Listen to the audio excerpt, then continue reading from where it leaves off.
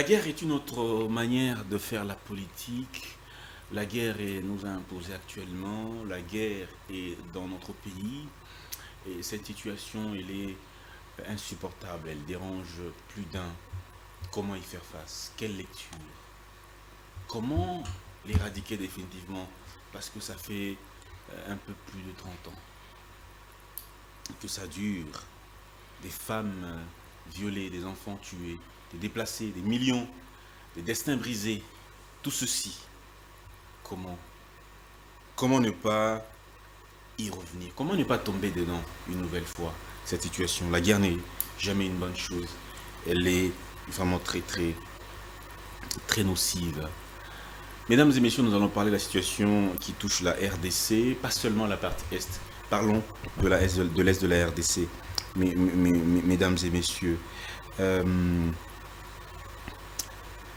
Pour en parler justement de façon un peu plus détaillée, une autre lecture, une autre façon de voir les choses, nous recevons pour vous dans cette émission Maître Bob Vondandamo. Maître Bob Vondandamo, il est congolais, nationaliste, patriote.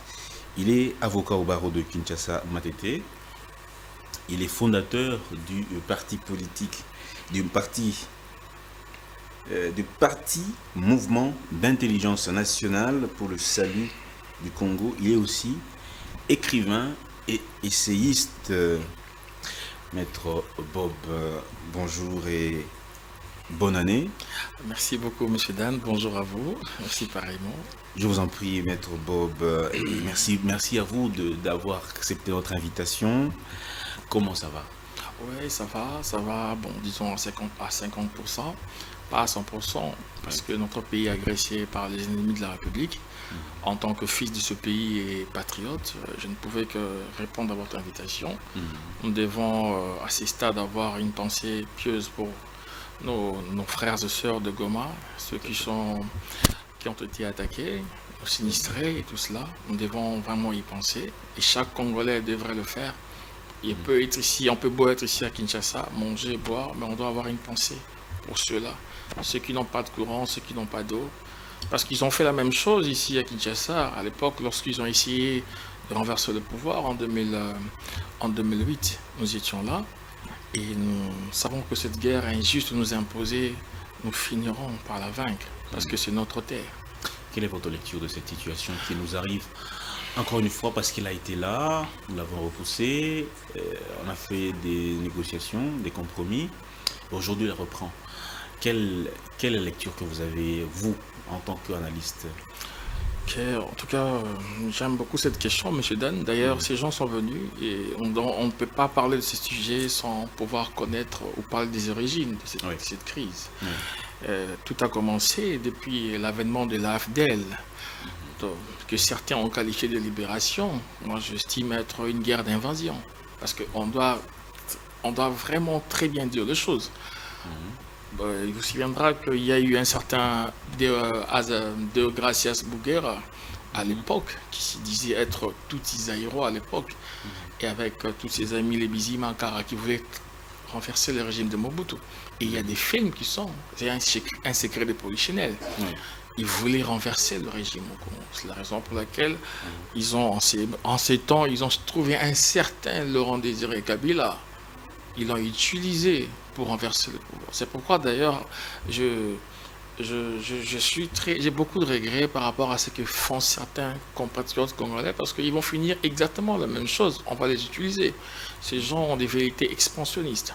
Alors l'AFDEL est venu au Congo. Le but était de piller ce pays en renversant le maréchal Mobutu. À un moment donné, ils nous ont fait croire que c'était des libérateurs. Et d'ailleurs, à l'époque, Mouzé s'est rendu compte déjà que ces gens étaient des étrangers, étaient venus pour piller, il les a renvoyés. Y a-t-il un lien avec ce qui s'est passé en 1994 ou en 1994 au Rwanda, avec les génocides qu'il y a eu là-bas? Est-ce qu'il y a un lien avec ce qui se passe aujourd'hui aussi chez nous? Ouais, moi je pense qu'en analysant toutes ces choses, je suis en train d'analyser des choses, je voudrais, à travers ces analyses, pousser un peu mes réflexions plus loin. Et je me suis posé la question, pourquoi y a-t-il eu ces génocides au Rwanda? Il y avait beaucoup de forces étrangères. Bon, la question, en réfléchissant, je me dis, c'est comme s'il y avait certaines forces qui voulaient à tout prix que ces gens traversent au Congo. Ils ne sont pas venus qu'au Congo, ils sont allés au Burundi, en Ouganda, au Zaïre à l'époque, Ouais. en Tanzanie. Pourquoi le Congo, aujourd'hui, ça continue de crépiter alors qu'ailleurs, la situation est toujours elle est bonne? Parce que le pays, c'est un pays de mesures immensement riches. Ils ont provoqué un génocide de l'autre côté, ils ont déversé toute cette population chez nous. Et déjà, recevoir plus de 2-3 millions de personnes à l'époque, c'était déjà nombreux. Et c'était difficile pour l'économie du pays. Ces gens ont traversé chez nous avec des armes. Ils ont en fait ramené leurs problèmes chez nous. Et ces génocides rwandais, et notamment à travers l'opération turquoise, Turquoise, oui. et qui était là. Oui. Quel est le pays qui était là justement pour ramener ces gens ici? N'était-ce pas la France? Toujours le même pays, on voit la France partout dans l'histoire de la République. C'est la raison pour laquelle lorsque M. Macron est venu ici pour faire une leçon de morale à notre président en disant que vous n'avez pas pu sécuriser votre pays, moi j'étais écœuré, j'étais assis, mais comment peut-il parler comme ça? Parce qu'ils ont tout fait pour fragiliser la République. Quand il y a eu le génocide au Rwanda, vous avez demandé, ils ont fait pression sur les maréchals Mobutu, afin d'ouvrir les frontières. Ces gens sont entrés avec le problème rwandais et depuis ils sont restés chez nous. Et après, ils ont grandi chez nous. Et après maintenant, ils veulent prendre nos terres. Ils sont venus comme des réfugiés. Aujourd'hui, ils veulent prendre nos terres. Voilà, en tant que patriote et congolais, je me dis non, c'est là et est une politique obscure qu'ils ont mis en place. L'intention. Qui est derrière ce plan-là? Parce que vous avez parlé d'un plan pour envahir le Congo, piller nos terres, occuper nos terres. Qui est derrière ce plan-là? Et qu'est-ce qu'il gagne? Ok. En tout cas, j'aime beaucoup cette question. D'ailleurs, à l'époque, je me souviens, il y a mon professeur en droit et pratique diplomatique me disait à l'époque, le professeur Kitima, que je salue d'ailleurs en passant, qui disait la communauté internationale, c'est une nébuleuse en fait. On voit une nébuleuse, c'est quelque chose dont on ne voit pas ce qu'il y a derrière. Vous voyez des formes, mais c'est tout noir, c'est comme un trou noir, on ne sait rien voir. Cette fameuse communauté internationale, il y a beaucoup de forces qui sont derrière, il y a les puissances obscures. Alors ces gens, il y a des puissances, il y a des firmes multinationales, il y a des pays qui ne veulent pas justement que ce pays puisse aller de l'avant. Parce qu'ils veulent que le Congo soit un pays faible, qu'ils vont dominer, même dépecer, dans le but de créer des micro-États. Vous comprenez? C'est ce qu'ils font partout. Et la raison pour laquelle ils veulent affaiblir des grandes puissances, comme par exemple pour les cas de l'Iran, par exemple. Ils ont créé, ils soutiennent également des puissances, des petits pays pour justement faire mal aux nations qui ont la capacité de devenir plus forts à l'avenir. Pour le cas de la Chine, voyez, par exemple, ils soutiennent Taïwan. Le cas de la Russie, ils soutiennent l'Ukraine, voyez, d'autres pays en armes, en munitions, pour justement fragiliser les pays qui ont vocation à devenir des grandes puissances. C'est la raison pour laquelle, lors de l'avènement de George Bush en 2001, je crois, il a développé un concept de la guerre préventive et la guerre préemptive. La guerre préventive, attaquer avant qu'ils nous attaquent. Il a parlé de la guerre préemptive en tant qu'une guerre, genre les nations qui ont les capacités, c'est-à-dire qui peuvent mobiliser des matières premières, des hommes, tout ce genre de choses, puis un jour peuvent constituer une menace pour nous, on doit les éliminer. C'est ce qu'ils ont fait maintenant. Ils sont en train de diviser l'Afrique, certains pays. Ils ont commencé avec le Soudan. Ils cherchent à le faire avec le Nigeria, déjà avec l'histoire des Boko Haram. Pensez-vous qui est derrière? Boko Haram, ça fait combien d'années?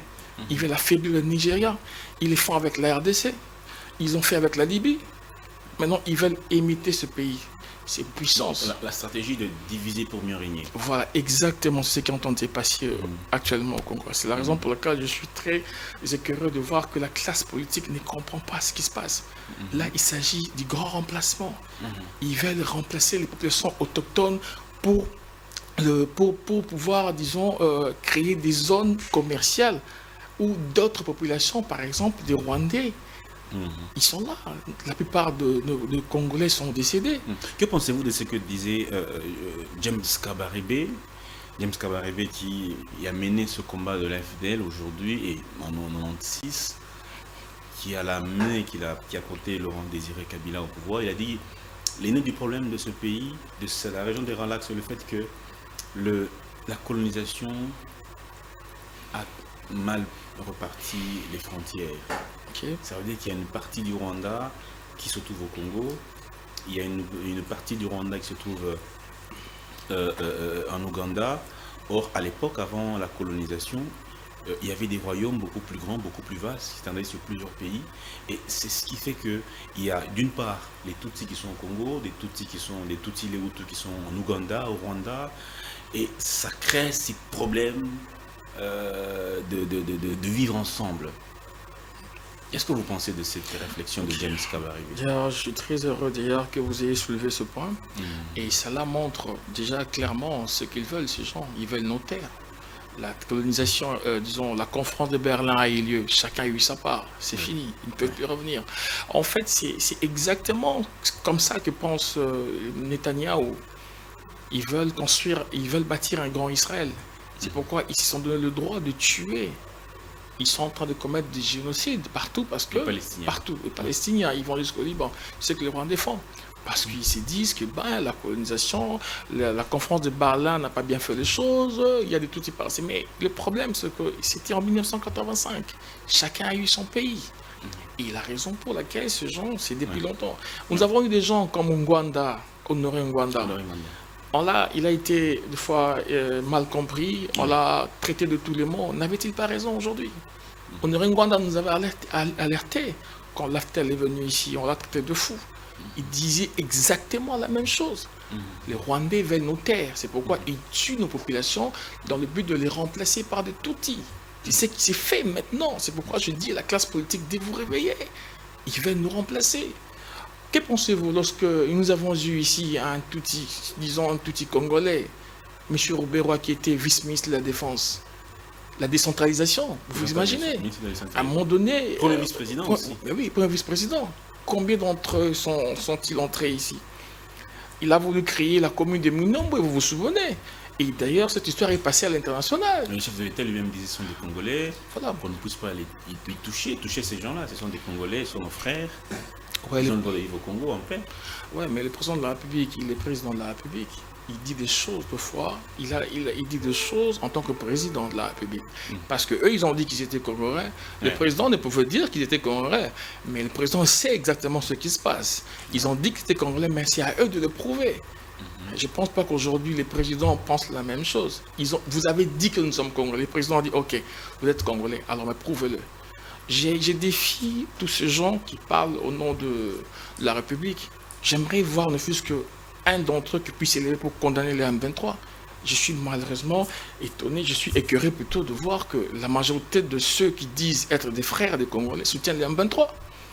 Comment un Congolais de sang pur comme vous et moi peut soutenir le M23? C'est impossible, vous comprenez? Mais il y a Nanga qui est congolais, c'est ça le problème.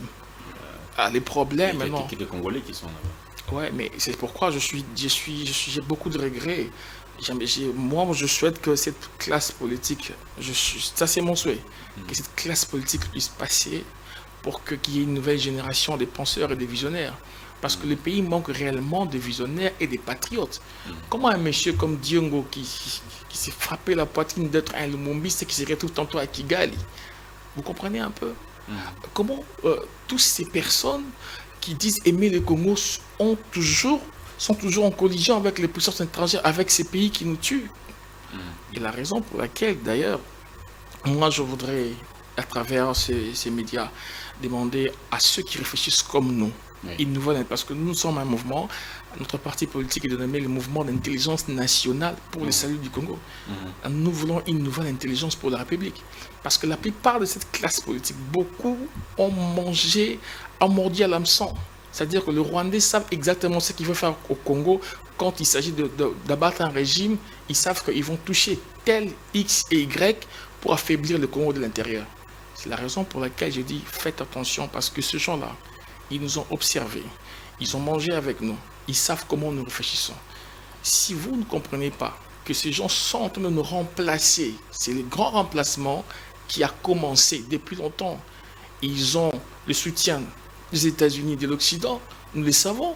C'est un secret de polichinelle, même s'ils essaient de s'en cacher. Monsieur Dan, j'ai été écœuré de constater, j'ai suivi les 2 réunions de sécurité, des conseils de sécurité, ils ont été incapables de condamner le Rwanda. Ils disent au M23 de sortir, mais ils ont été incapables de citer le roi. Ils disaient juste que sortez, retirez vos troupes. Vous comprenez? On sait d'où vient le mal. C'est la raison pour laquelle nous devons prendre conscience que si on ne se bat pas, on ne se lève pas, les 10 années qui viendront, ils vont remplacer toutes les personnes qui habitent cette contrée-là. C'est une stratégie. Partout les Rwandais vont, c'est là où il y a nos minerais. Alors, tout Congolais digne de ce nom doit se lever et se ranger derrière le chef. Je ne dis pas que vous l'aimiez ou que vous ne l'aimez pas. Vous savez, il est le chef. La preuve en est qu'il a refusé de signer quand même. Je salue quand même sa détermination. Parce qu'avant lui, il y a eu des gens qui ont été là. Ceux qui ont signé les accords du 23 mars 2009 avec le CNDP ont vendu le pays. Ce problème n'a pas commencé avec Félix Tshisekedi. Et d'ailleurs, c'est grave. Et cet accord, notamment à son article 8, et ou encore 8, alinéa 1 et 2, où les MDT, les CNDP avaient proposé un découpage des territoires. Ils ont pris en compte même les propositions du CNDP, devenu plus tard le M23. C'est-à-dire que ceux qui sont en train de réclamer, ils veulent intégrer les forces armées, les institutions de la République. Ils veulent que des réfugiés reviennent, des gens qui sont partis, on ne sait pas qui ils sont, pour revenir dans ce pays, enfin de venir encore s'aimer de problèmes ici. Il y avait à l'époque M. Tshibanda. Pourquoi avait-il signé en tant que fils de ce pays? Il y avait un régime qui était avant M. Tshisekedi, 18 ans au pouvoir. Qu'ont-ils fait? La faute, c'est à qui exactement, Maître Bob? Il ne fallait pas qu'il signe. Il fallait accepter la guerre jusqu'à la fin. Parce que certains ont parlé que le M23 avait été défait. Mais c'est faux. Ils avaient signé. Ils avaient signé pour avoir la paix. Mais le Fonds commun pour le Congo dit que il y a eu des arrangements entre le régime actuel et le Rwanda à un moment donné. On a vu à un certain moment même le président de la République appeler Kagame mon frère. Pour eux, c'était une erreur stratégique. C'est ce qui nous a coûté aussi cher en ce moment même. Qu'est-ce que vous en pensez? Ouais, ok. Ouais, j'ai entendu parler, j'étais là quand le président parle de cela. Mais je voudrais, pas ici, je ne suis pas Tshisekedi, je ne connais pas le président de la République. Mais j'essaie d'être logique dans mon raisonnement en fait. Le président de la République a essayé de tendre la main. C'était une façon pour lui de tendre la main à ces pays qui nous a fait du mal pendant longtemps. Et puis, ce qui est bien avec lui, c'est qu'il a dit, j'ai proposé une collaboration, j'ai proposé à ce que nous puissions développer le pays ensemble à travers une collaboration, un partenariat économique. Ça a été dit à la place publique. Le président et même s'est rendu même là-bas, au Rwanda, je me souviens à l'époque, il s'est incliné, il est allé s'incliner devant le mémorial du génocide rwandais. Il a dit, j'ai tendu la main. Mais Kagame n'a pas reçu cela. C'est vrai que ça nous a énervés, parce que nous, en tant que peuple, ce genre-là, c'est l'ennemi, c'est le diable. Mais il a sa façon de voir les choses. Sachant tout ça, pourquoi? Vous pensez que c'était une erreur? Oui, c'est la raison pour laquelle il faut qu'il y ait des stratèges, des gens qui sont autour du président, des gens qui savent parler à l'oreille du président. Vous pensez qu'il n'y en a pas? Je pense qu'il n'y en a pas beaucoup.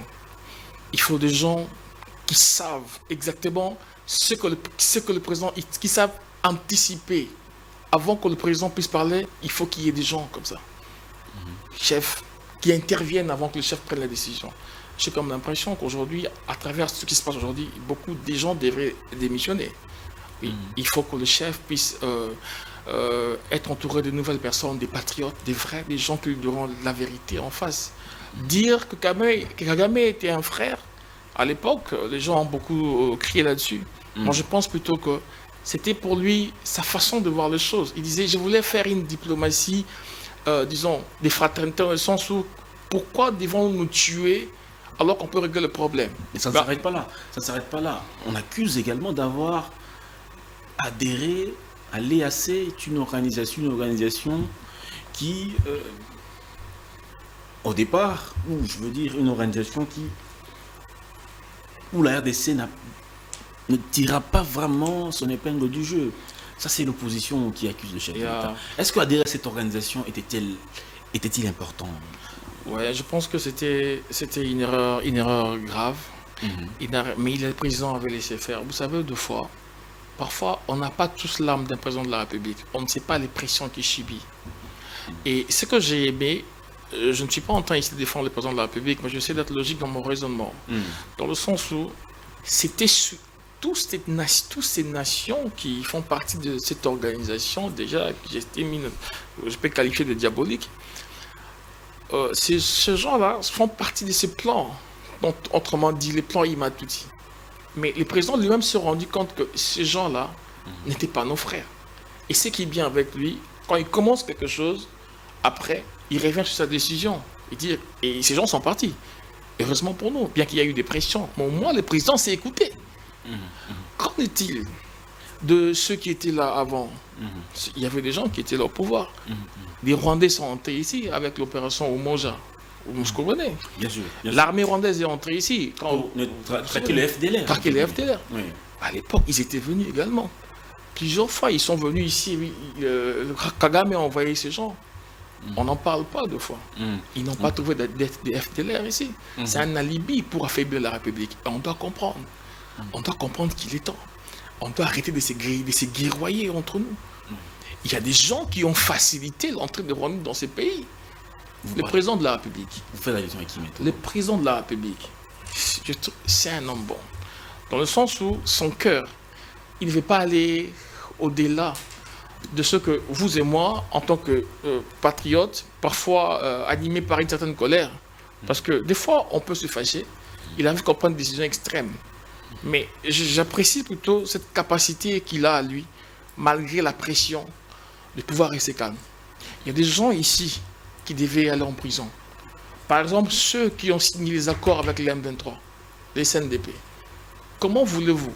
Cet accord avait livré notre pays à l'ennemi.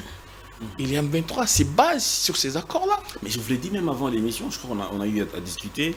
M. Raymond Tshibanda, aujourd'hui, qui a la coordination du Front commun pour le Congo, à l'époque ministre des Affaires étrangères, c'est lui qui avait signé cet accord avec le CNDP à l'époque.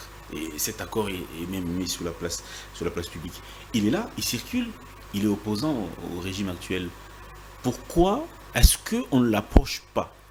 Pas seulement pour l'arrêter, d'abord pour comprendre qu'est-ce qui l'avait poussé à signer cet accord-là. Exactement, c'est une très bonne question. Et le pays a besoin de savoir pourquoi, qu'est-ce qui avait motivé M. Tshibanda à signer ce genre d'accord. Il avait quel intérêt à le faire? Avait-il reçu des pressions? Il faut que nos services de renseignement et de sécurité puissent pouvoir interroger ces messieurs. Parce que déjà sa signature est là. Nous avons cet accord. Et il y a également l'ancien président Nigeria Olusegun Obasanjo, qui avait apposé sa signature. Pourquoi M. Tshibanda? Il avait bien lu, c'était un ministre chevronné. C'est un monsieur que je salue. Je ne veux pas ici jeter toute la foudre sur lui, mais je me dis pourquoi M. Tshibanda avait signé. Le président de la République, qu'on l'aime ou qu'on ne l'aime pas, malgré tout ce qui est en train de se passer, aujourd'hui, il fait preuve d'efficacité. Malgré que la guerre vient, il dit qu'il ne signera pas. Vous comprenez un peu? Donc ça a changé un peu le jeu. Il y a aussi un autre problème dans cette prise de décision après cette insécurité qui est en train de déranger, surtout avec les avancées vers la cité de Goma. Alors, il y a eu beaucoup d'appels pour la réduction du train de vie des institutions. Beaucoup d'appels. Le chef de l'État lui-même, dans plusieurs de ses discours, il a dit qu'il appelait le gouvernement à réduire le train de vie des institutions. Mais sur le terrain, en réalité, la chose n'a jamais été prise vraiment avec beaucoup de considération, beaucoup d'urgence possible. Maintenant, aujourd'hui, on apprend qu'il y a des mesures urgentes pour réduire les trains de vie des institutions que nous connaissons déjà budgétivement. Est-ce que c'est tard? La décision est-elle tardive aujourd'hui? Est-ce que le fait de prendre cette décision après cette recrudescence de l'insécurité est-elle opportune? Ouais, bon, je pense que c'est ce que je pourrais appeler l'effort des guerres. Hmm. Alors, on devait la solde des militaires. Mais 1 milliard déjà, apparemment ça n'avance Et pas. ce n'est pas suffisant, les 1 milliard. Ce n'est pas suffisant dans le sens où que nous avons plusieurs frontières à défendre. Le Congo, nous devons rendre l'armée attractive parce qu'aujourd'hui, il y a plus de 100 millions et 100 000 militaires, je crois 170 000, quelque chose comme ça. L'armée n'est pas très attractive. C'est la raison pour laquelle, de fois, nous butons à ces problèmes de recrutement. Vous comprenez? Les gens doivent se retrouver dans l'armée. Ils doivent savoir que l'armée, c'est comme une école. L'armée, ça fait partie de la nation. C'est la raison pour laquelle, moi, j'aurais proposé au président de la République un budget de 5 milliards de dollars rien que pour l'armée seule. Ça nous permettra de payer les militaires. Ça nous permettra d'acheter les armes, les munitions. À défaut de les fabriquer ici. Mais d'où viendront ces millions-là, ces milliards? Si nous sommes arrivés à 16 milliards de dollars, Oui. d'après ce qui est dit, alors les 5 milliards de dollars, on pourra le trouver. On pourra le trouver. C'est la raison pour laquelle je demande au président de la République, aujourd'hui, il faut bien reformuler, repenser les alliances stratégiques et les partenariats. Parce qu'il y a des pays qui veulent nous aider, mais il y a cette ambiguïté stratégique que nous faisons montre. Par exemple, la Russie veut nous aider. Bon, on ne sait pas s'afficher. Tantôt, on est avec les Français, on est avec les Belges. Vous voyez, ça ne nous aide pas. Qu'est-ce qu'il faut faire? Il faut couper la coopération avec ces États-là occidentaux? Non, il ne faut pas couper les relations, mais ils doivent comprendre que c'en est fini. Le temps où ils pouvaient venir ici, tuer Patrice Léméré Lumumba est fini, est révolu. Ils doivent comprendre que nous sommes un pays de 100 millions d'habitants, nous sommes un grand marché. Ils le savent. Nous devons faire pression sur la France. C'est la raison pour laquelle, d'ailleurs, je lance un message au président de la République de parler clairement à la France. La France doit choisir son camp, soit de choisir les 100 millions de Congolais et de sur quoi le premier pays francophone au monde. S'ils ne les font pas, nous serons le premier pays à parler russe. Mais attaquer les ambassades, notamment françaises, ougandaises, rwandaises, kenyanes, est-ce que cela est-il important aujourd'hui en termes d'apport vis-à-vis de cette insécurité? Non, mais on ne peut pas attaquer les ambassades. Je condamne toute forme de violence. Je condamne cela parce que ce sont des missions diplomatiques. On ne peut pas le faire. Mais je comprends cette colère. C'est un ras-le-bol. Le peuple en a marre. Nous avons grandi ici. Il n'y avait que la guerre. Et le peuple comprend que ce sont ces puissances qui sont derrière. Par exemple, pourquoi la France défend-elle le Rwanda? Pour l'Union européenne, je demande au ministre à Madame la ministre des Affaires étrangères, pourquoi jusque-là nous ne rappelons pas notre ambassadeur au sein de l'Union européenne? Il devait déjà revenir pour consultation, parce qu'ils ont signé un pacte avec le Rwandais. Ils ont financé à hauteur de 20 millions de dollars, vous connaissez l'histoire. L'armée rwandaise. Ils ont signé un pacte là-bas et pour le minerai et consorts. Nous les savons. On devait rappeler un ambassadeur, notre ambassadeur, il y en a un là-bas. Et c'est lui qui est ici devait partir. Parce qu'on estime que non. On tue chez nous, vous signez là-bas, nos minerais de l'autre côté. Mais eux se détournent entre guillemets quand ils présentent des rapports qui indiquent clairement que c'est le Rwanda. Ils se détournent plus ou moins de ces accusations-là. Ouais, mais ces gens, ce sont des hypocrites. Il faut comprendre comment ils fonctionnent. Ce sont eux qui attisent le feu. En même temps, ils viennent comme des pompiers. On doit comprendre leur façon de jouer. Et nous, on doit faire exactement la même chose. On doit clairement définir une nouvelle politique étrangère. C'est très important. Notre politique étrangère, depuis les années Mobutu, a été basée sur l'Occident. Regardez ce qu'ont fait l'AES. Les Mali, tout ça, les Burkina Faso. Quand l'armée française est partie, ils ont commencé à reconquérir des territoires. Vous comprenez? On doit repenser. Tous ces instructeurs militaires, la plupart d'entre eux qui sont venus sont des Européens. Ils sont suivis par les services de renseignement européens. Détrompez-vous. Ils viennent à Kinshasa. Quand ils repartent chez eux, ils livrent tous les plans. C'est pourquoi il y a des trahisons par-ci, par-là.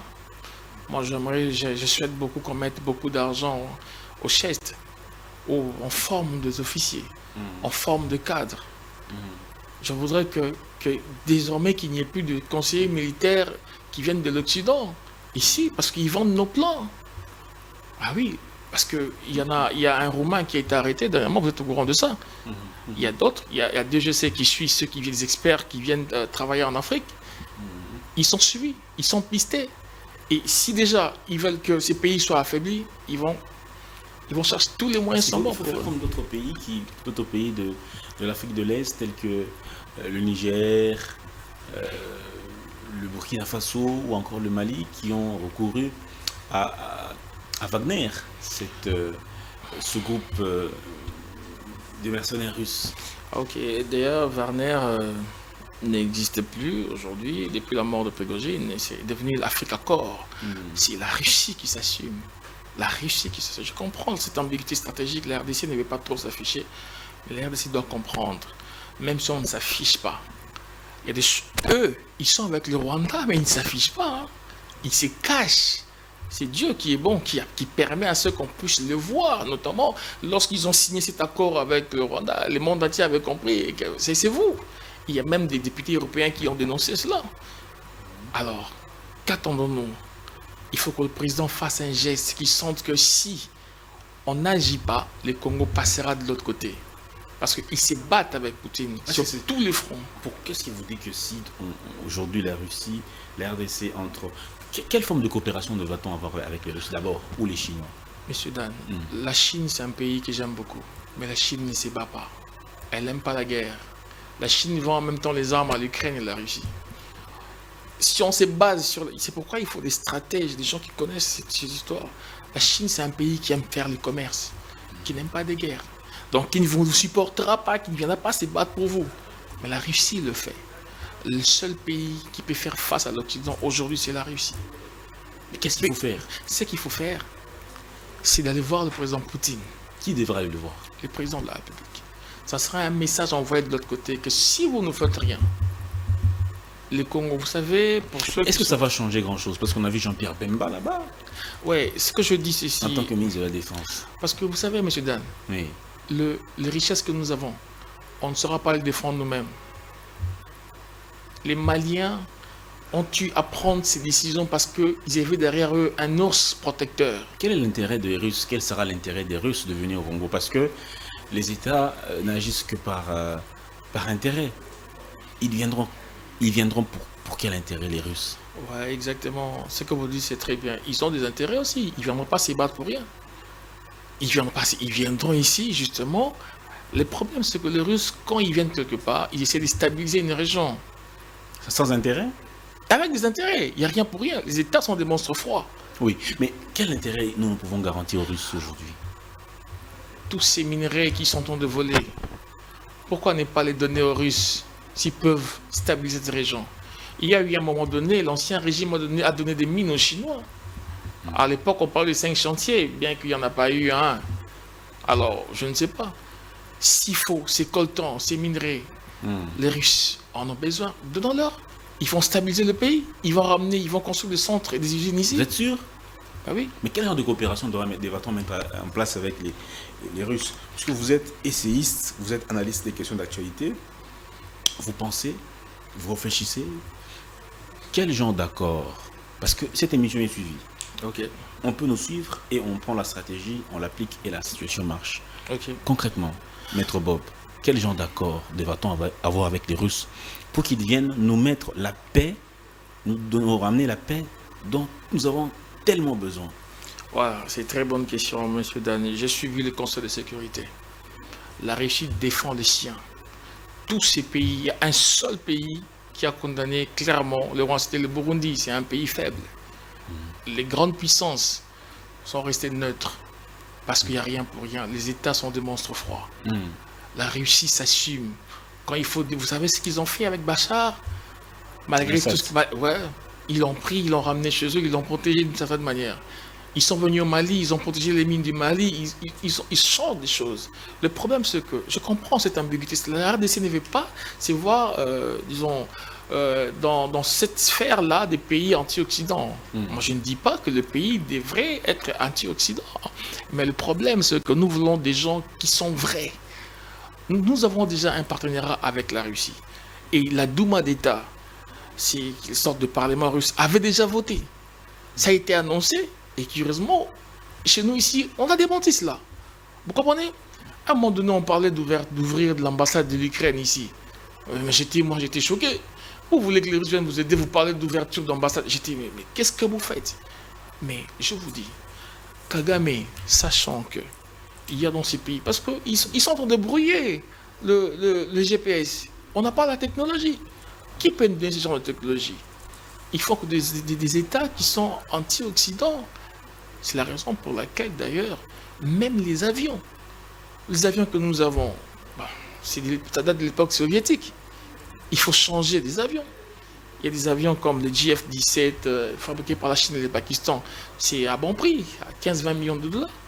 Il y a la Chine a des avions, mais il faut en acheter. Pour avoir des satellites militaires, les Burkina Faso, les Mali, ils ont des satellites militaires déjà. Vous savez ce que l'armée marine a fait? Ça coûte des milliards. Ça coûte pas des milliards. C'est à 200 millions, 170 millions de dollars pour avoir un satellite militaire. C'est pourquoi il faut nouer des relations stratégiques, des partenariats stratégiques avec des pays sérieux et sincères. Si nous voulons capter ce que les Rwandais font, on doit avoir les yeux dans les ciels. On doit voir comment ils sont au pied nos ressources. Lorsque nous irons devant le Conseil des États, devant la Cour internationale de justice, on doit exhiber des preuves. C'est ce qu'Israël fait. Il faut avoir des photographies. Nous devons voir ce qu'eux font là-bas au Rwanda. Parce que s'ils peuvent déjà attirer nos drones, alors nous, on a des satellites dans le ciel. Et si on ne sait pas avancer, il y a des États qui peuvent nous aider. Et les Russes, ils sont sincères. Cela ne dit pas que si on coopère avec les Russes, on coupe avec l'Occident. Non, mais au moins, ça sera un message pour eux, pour leur dire attention. Vous savez, pour ceux qui sont chrétiens, il y a dans la Bible, dans le livre d'Esther, alors que le peuple d'Israël était en danger, on voulait éliminer ce peuple, justement. Mardochée, qui était son oncle, a dit à Esther, Esther, le peuple d'Israël est en danger, il y a un décret royal qui a déjà été rendu, tout ça, contre le peuple d'Israël. Et vous savez ce qui s'est passé? Il a dit à Esther, Esther ne savait pas voir le roi parce que c'était interdit de voir le roi, vu que tu ne peux pas te présenter devant le roi sans audience. Il a dit, si tu ne fais rien, le secours viendra d'ailleurs. Vous savez, si l'Occident ne fait rien, j'ai salué aussi la ministre, notre ministre des Affaires étrangères a dit, si vous ne faites rien, le peuple s'en chargera. Le peuple de Lumumba, les fils de Lumumba. On s'est battu, nos pères se sont battus depuis la colonisation jusqu'au jour d'aujourd'hui. C'est comme si vous êtes en train de décrire les faiblesses, vous mettez les faiblesses des Congolais à nu. Vous êtes en train de dire en d'autres termes que nous ne pouvons rien sans les Russes, sans des coopérations militaires. Non. Donc sans eux, notre destin devrait être mis entre les mains des autres peuples. C'est-à-dire nous-mêmes, nous sommes incapables de nous prendre en charge. Non, je ne dis pas ça, parce que nous ne sommes pas prêts. Je dis ça parce que nous ne sommes pas prêts. Dans le sens où on nous a imposé un embargo. Nous, on ne sait pas acheter réellement des armes. On nous a imposé un embargo, ça fait des années. Non, l'embargo a été levé. C'est ce qu'ils disent. Oui. C'est ce qu'ils disent. Oui. Parce que pourquoi n'avons-nous pas reçu des Bayraktar, des drones turcs jusqu'au jour d'aujourd'hui là? Ce sont des drones que les Maliens ont reçus, les Burkinabés ont reçus. Et vous savez ce que l'armée malienne a fait? L'armée malienne a décimé toute la classe dirigeante des rebelles qui réclamaient la sécession de l'Azawad. Mais l'ancien président Kabila se battait avec le même embargo. Il s'est battu avec ces fameux Rwandais. Jusqu'à ce que, comme eux-mêmes disent en 2013, grâce à la force d'intervention rapide, cette coopération militaire, la force d'intervention rapide de la MONUSCO et les FARDC, ensemble, ils auraient défait le M23. Le problème, c'est que les M23, c'est une nébuleuse. Il y a beaucoup de gens qui sont derrière, beaucoup d'acteurs qui sont derrière. C'est pourquoi on parle de trahison. Ils peuvent tuer des gens juste au profit des intérêts égoïstes et obscurs. Derrière ces gens, il y a beaucoup. Il y a même ceux qui sont... C'est pourquoi d'ailleurs, j'aimerais plutôt donner un message au ministère de la Défense de pouvoir veiller vraiment. Vous savez, il y a des gens qui sont à Kinshasa, d'autres qui sont à l'est du pays, mais c'est le même pays. Oui, il y a des gens qui financent aussi ceux qui sont ici. Vous savez que vous pouvez avec ça, M-Pesa, envoyer de l'argent à l'est du pays. Est-ce que c'est contrôlé tout ça? Ce sont des propositions que nous voulons faire au gouvernement de la République. Il faut gérer cette histoire des transferts d'argent par téléphone. Il y a des gens qui ont travaillé sous l'ancien régime. Je ne suis pas ici en train de citer des gens. Il y a des gens qui ont des intérêts obscurs qui veulent aussi abattre ce régime. Et nous voulons aussi également que le ministère de la Défense puisse veiller. Toutes ces banques qui sont ici, la plupart sont des banques des pays de l'Est. Vous savez que les banques qui sont là, il y a toutes les identités de nos cadres, de nos experts, de nos autorités. Ils gèrent aussi nos fonds. Ouais, ils gèrent nos fonds. Et vous devez savoir que, au regard de la politique que les gens mènent contre nous, on doit se protéger. Tous ceux qui installent de Wi-Fi, est-ce que vous savez que la fibre optique, on paie également. Ouais. Ces gens-là, ils ont la capacité de dévoiler des informations, de nous espionner. Est-ce que tous les ministères, je ne sais pas, ils sont connectés sur quel réseau? Il faut que le ministère de la Défense sache comment ces gens sont en train de fouiller et de voler des informations. C'est pourquoi il faut des opérateurs comme le CPT. Nous voulons des Wi-Fi nationaux, notre Wi-Fi national. Vous comprenez? C'est la sécurité internet, c'est la sécurité nationale maintenant. Alors on doit être sur tous les plans, mais nous ne sommes pas prêts maintenant. C'est pourquoi j'ai parlé de la Russie, parce que la Russie peut réellement vous donner ce que vous recherchez.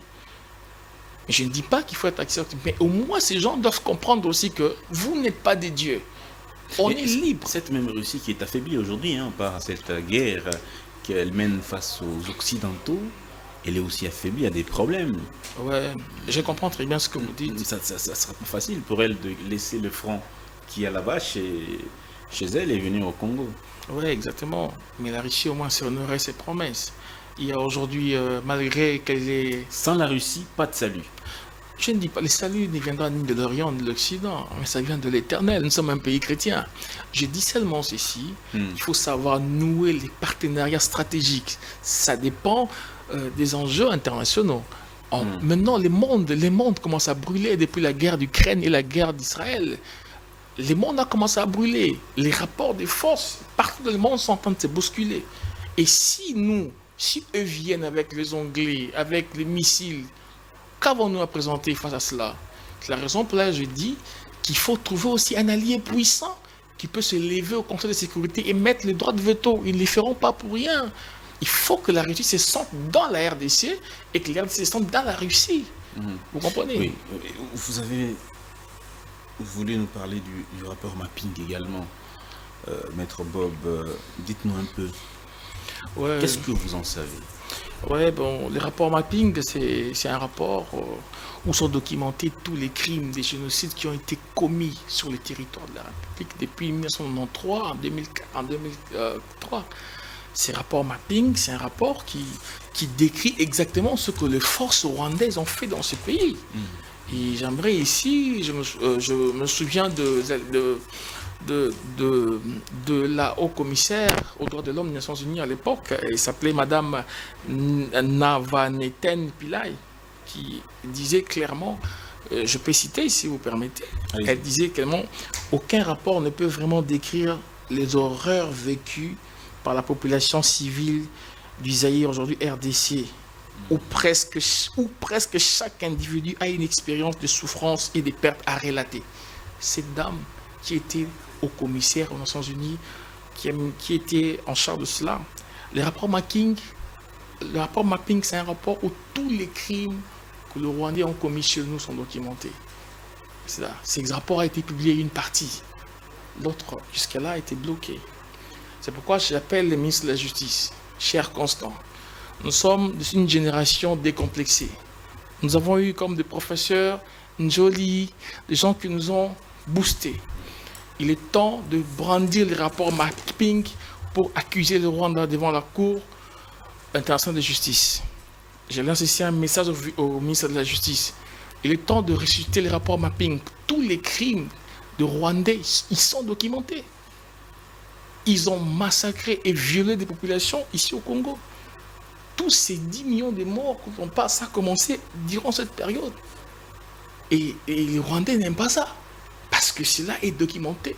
C'est la raison pour laquelle je demande à la classe, à l'élite nationale, aux juristes, aux avocats, il est temps de se lever. On doit documenter et écrire tout ce que les Rwandais sont en train de faire. Au moment opportun, nous irons devant la Cour internationale de justice. Ce rapport est connu de tous. C'est la raison pour laquelle j'ai salué la présence ici à Kinshasa de Charles Onana. Il est passé, mais les conseillers du président de la République devaient au moins faire en sorte que cet homme soit nommé ambassadeur du Congo. Cet homme s'est bat ambassadeur de la paix, je ne sais pas comment on dit. Il soit camerounais, il ne soit pas congolais, mais il s'est battu pour le Congo. Il s'est battu pour le Congo. Il a été récemment condamné par la justice française de négationnisme. Il y a justement, c'est la raison pour laquelle je vous dis que la France n'est pas un ami sincère. Ils ne veulent pas qu'on parle de crimes commis par les Tutsis. C'est comme l'impression que la France ne protège que les Tutsis. Alors que quand il y a eu le génocide rwandais, il y a eu aussi des Hutus qui ont été tués. Vous comprenez? 2 poids, 2 mesures. Charles Onana devait être au moins, je ne sais pas, être engagé comme conseiller du président de la République, conseiller stratégique à l'international. Mon bouteille des conseillers, des Blancs, partout. Ces messieurs se battent pour nous. J'ai au moins 8 bouquins de Charles Onana. Quand il s'est plaigné à la télé, j'ai vu dernièrement que ces livres ne sont pas assez vendus ici, c'est pas assez connu.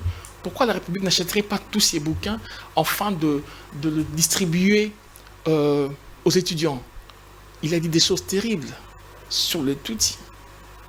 Mais ce n'est pas un Congolais. Ceux qui sont autour du président de la République doivent saisir l'opportunité. Il connaît des secrets qui entourent ces gens-là. Et il a raconté beaucoup de choses. C'est pourquoi je dis, il faut qu'il y ait des nouvelles personnes aussi qui sachent réfléchir autrement. On veut une nouvelle politique. La nouvelle politique doit venir maintenant. Oui. Donc voilà. Maître Bob, il y a plusieurs fronts qui ont été ouverts pour faire face à cette insécurité.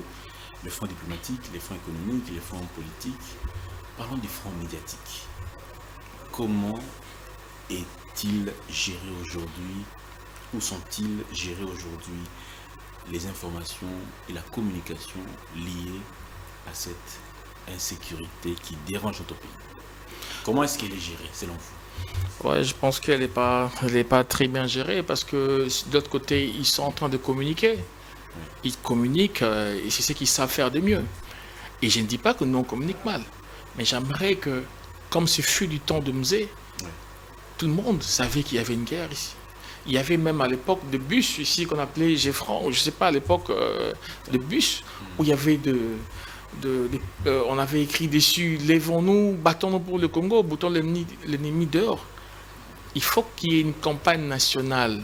Il n'y en a pas. Il n'y en a pas. Je pense que c'est plutôt la déclaration du ministre de l'Information qui parle. Mais est-ce que les gens comprennent réellement ce qui se passe? Il faut parler de ces rapports. Le rapport de cet accord de Luanda. Il faut en faire la divulgation. Il faut que le peuple sache dans quoi nous sommes en train de nous mettre. Ceux qui ont signé avec le CNDP, beaucoup de gens ne sont pas au courant de ça. C'est pourquoi je suis étonné lorsque certains disent que non, mais monsieur le président de la République, vous n'arrivez pas, il faut démissionner. Et si eux, ils avaient été au pouvoir, ils auraient fait quoi? Face à ça, cette détermination diabolique. Il y a un monsieur qui dit, ben, non, monsieur, il faut démissionner. Mais vous, chef de l'État, vous ferez comment? On ne communique pas assez. Ces gens ont appris à utiliser les réseaux sociaux. Nous sommes 100 millions de personnes. Il suffit que chaque Congolais, sur les 100 millions de personnes, prenne son téléphone, ils écrivent Kagame assassin génocidaire, hashtag Kagame. Vous verrez que l'algorithme va commencer à booster. Et les gens, mais les Congolais, on peut pas continuer à pleurer. Ils doivent se lever. C'est la raison pour laquelle je demande également au ministère de la Défense de mettre en place une armée numérique. Parce que l'armée numérique de Kagame, ce qui répand les poisons de la désinformation. D'ailleurs, en ce temps, les médias ne peuvent pas communiquer n'importe comment. Ils ne peuvent pas communiquer n'importe comment. Il y a eu un dérapage dernièrement sur une chaîne de la place. Il faut que là, ça s'arrête. L'information doit être contrôlée. Et pourquoi, si l'État estime que l'information tend à désinformer, l'État est en droit de couper Internet? Ah, je vous le dis. Moi, je vous le dis. C'est ça aussi, le président de la République, c'est un démocrate. Monsieur le président de la République. C'est une faiblesse ou une force? Monsieur le président de la République, c'est très bien d'être démocrate. Mais le problème, c'est que la démocratie en Afrique n'est pas encore arrivée. En Afrique, il faut bousculer le chef de l'État, la dictature. Je ne l'appelle pas la dictature. Mais seulement, je dis, le fait pour lui de vouloir imprimer une sorte de démocratie les autres pensent que c'est une faiblesse. Alors ce n'est pas une faiblesse. Mais seulement je dis qu'il faut maintenant prendre des mesures rigoureuses. Il y a des gens qui trahissent leur propre pays en relayant des informations de l'armée rwandaise. C'est une trahison. Les médias devaient être fermés. Vous savez, en Russie, on a voté une loi.